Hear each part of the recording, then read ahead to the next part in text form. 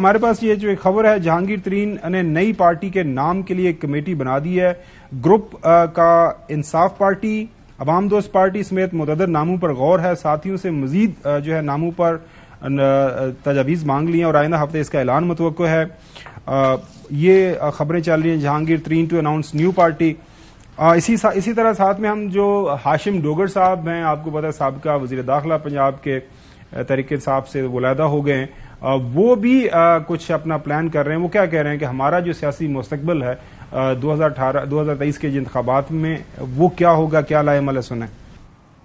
یہ جو ہمارا ایک جس کو ہم خیال دوست کہتے ہیں، ہمارے گروپ کے کوئی ایسے پولیٹیکل ڈیزائنز نہیں ہیں کہ ہم نے کوئی پارٹی بنانی ہے اور پھر الٹیمیٹلی ہم نے صوبے کی وزارت اعلیٰ لینی ہے۔ ہمارا ایسا کوئی ایشو نہیں ہے۔ ہم یہ چاہتے ہیں کہ کوئی اپوزیشن بھی اس ملک میں ہونی چاہیے، اور دوسرا ہم ویٹ کریں گے for things to settle down. کل کو کیا بنتا ہے، آج سے 2 ماہ بعد 3 ماہ بعد کوئی ایسے فیصلے آتے ہیں کہ کچھ بھی ہو جائے، تو ہم فی الحال مطلب ہمارا جو سنگل پوائنٹ ایجنڈا ہے کہ ہم لوگ کسی بھی اور پارٹی میں نہیں جانا چاہتے۔ ٹھیک ہے، ہم میں سے موسٹلی لوگ اگر ان کو کوئی اور چیز ممکن نہ نظر آئی تو وہ شاید الیکشن بھی نہ لڑیں۔ یہ بہت ہی آپ نے دیکھی انٹرسٹنگ اور دورس جو بات کی، سمجھ کی بات ہاشم ڈوگر صاحب نے کی کہ وہ 2 مہینے انتظار کریں گے۔ ابھی یہ چوہے صاحب نے بھی ناظرین آپ کو بتایا کہ بہت کچھ آنے والے دنوں کے اندر ہونے والا ہے، اور ملک کے سیاست جو موجودہ انداز میں اس وقت جو کھچڑی پکی ہوئی ہے، ظاہر ہے اس کا کوئی بھی ذائقہ جو بننا ہے اچھا تو جو ہے وہ اس کا ہمیں پتہ چل جائے۔ سوال کرنا تھا جی چوہے صاحب، آسٹریلین ہائی کمشنر یا سفیر جو کہہ لیں، جی وہ پہلے لاہور آئے اور انہوں نے کافی لیڈرشپ سے ملاقاتیں کی، سوری کس نے پھر وہ واپس چلے گئے، پھر آئے کون؟ اچھا آسٹریلین ہائی ہائی کمشنر سفیر آسٹریلین۔ اس کے بعد سنا ہے کہ وہ رات کے اندھیرے میں ایک انہوں نے اور وزٹ کیا اور ایک اہم میٹنگ کی لمبے عرصے کے لیے اور واپس چلے گئے۔ اب یہ دوسری کی جو افواہ مارکیٹ میں ہے، کوئی تصویر بھی چل رہی ہے لیکن میرے سے تصدیق نہیں ہوئی۔ آپ چیک کریں کہ یہ وجہ کیا ہے اور کیوں آسٹریلیا کا اتنا انفلوئنس کیسے ہو گیا دنیا میں، یا وہ پراکسی کے طور پر کام کر رہے ہیں۔ دیکھیں چوہے صاحب، یہ جو سیاست سے کچھ جو لوگ رغبت رکھتے ہیں، سیاست کو جانتے ہیں، ہم کامن ویلتھ کا حصہ ہیں۔ پاکستان کی اہمیت اس خطے کے اندر نہ صرف کافی زیادہ ہے، دنیا جو ہے ہمیں کافی غور سے آبزرو کرتی ہے۔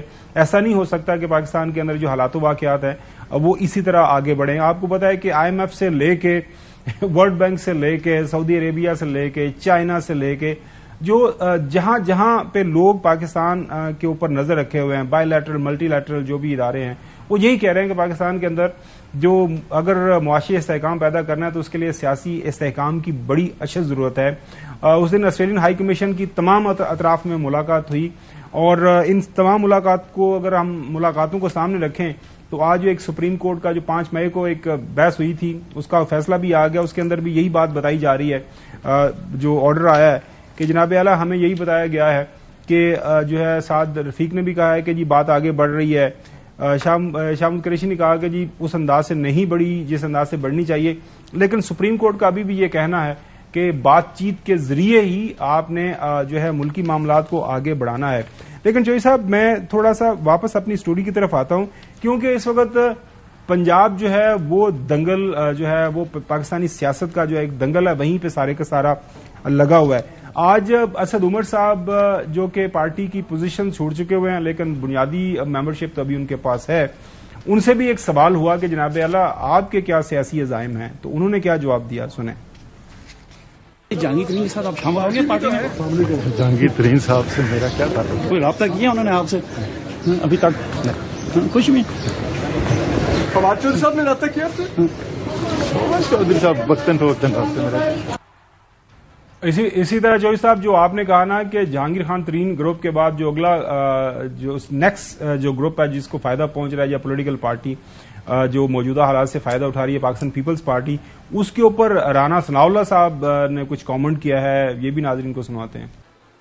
آج ہم چودھری غلام حسین صاحب کی جو سٹوری ہے اسی کو جو ہے مزید سبسٹینشیٹ کریں گے۔ خواجہ آصف صاحب یہ بات کر رہے ہیں کہ جناب اعلیٰ کے جو پی ڈی ایم کی جماعتیں حصہ ہیں وہ مطلب اتحاد ہے، الیکٹڈ الیکشن میں بھی جایا جا سکتا ہے، ان کو ڈر اور خوف ہے کہ جو جس انداز سے ہم نے حکومت چلائی ہے پچھلے 14-15 مہینے، بڑا مشکل ہے معاملات، سنیں۔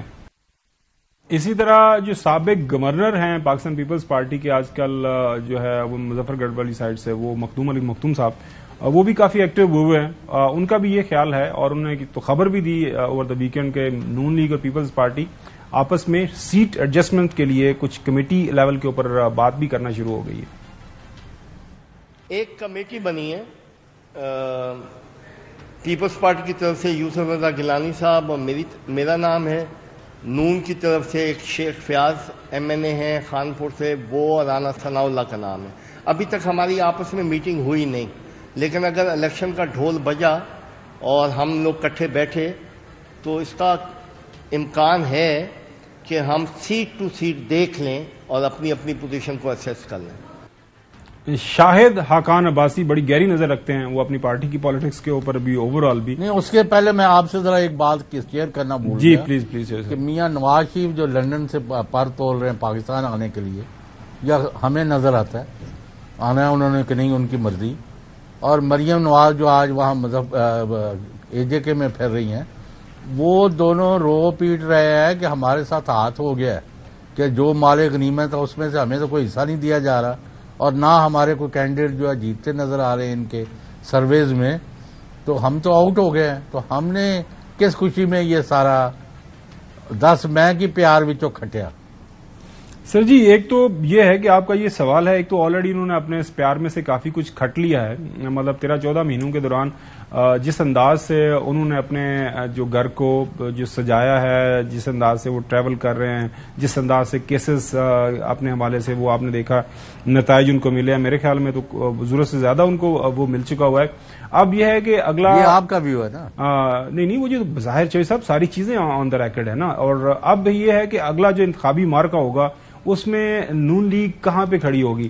وہ پچھلے دنوں آپ کو سنوایا تھا, وہ یہ کہتے ہیں, ان کی یہ رائے ہے, میں ان کا دعویٰ ہے کہ جی ہماری بس تو آلریڈی بھری ہوئی ہے, ہم نے اپنے لوگوں کو نہیں چھوڑنا, ہم نے کسی اور کو ٹکٹ نہیں دینی, لہذا مال غنیمت بات سے جڑا پیچھے ٹرک سی جتے عوام نو بٹھانا سی وہ تو خالی ہے نا, الٹے ہے بلکہ. تو وہ جو صاحب اس پہ سوال یہ ایک سادہ سا پیدا ہوتا ہے کہ اگر وہ ٹرک ڈزنٹ ہیو اینی سواری, تو وہ کسی بھی اگر دوسری پولیٹیکل پارٹی کے لوگ بھی آ جائیں گے تو وہ جو ہے پھر نون لیگ کے ٹکٹ پہ تو پھر مار پڑے گی, تو لوگ کیوں ان کے پاس آئیں گے.